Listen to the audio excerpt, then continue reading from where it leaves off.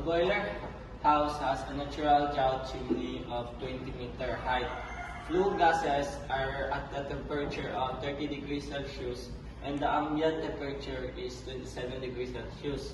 Determine the grout in mm of water column for the maximum discharge to chimney and also the air supply per kilogram of fuel.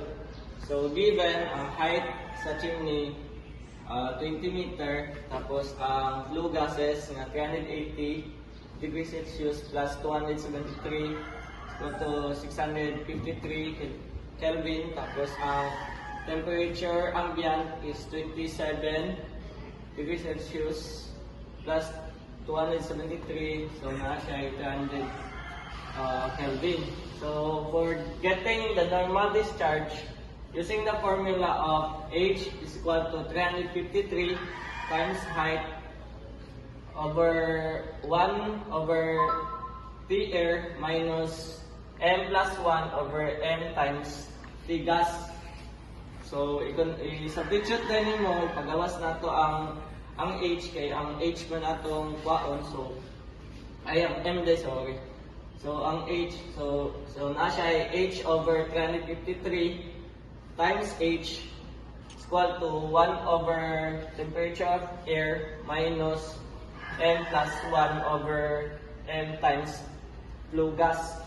Tapos i-convert asad, so na siya ay M plus 1 over M times 1 over gas equal to 1 over temperature of air minus H over 353 of height.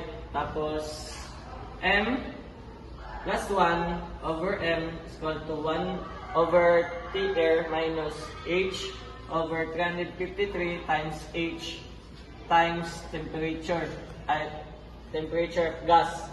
So, substitute din natin itong mga value. So, natay value sa temperature of air. Tapos, naputay value sa height is nakuha na ang height ka ganina. So, na siya value nga 11.77 mm over 353 times 20 meter times dahil sa value sa flue gas nga 653. So, natin siya ay value nga 1.088 m.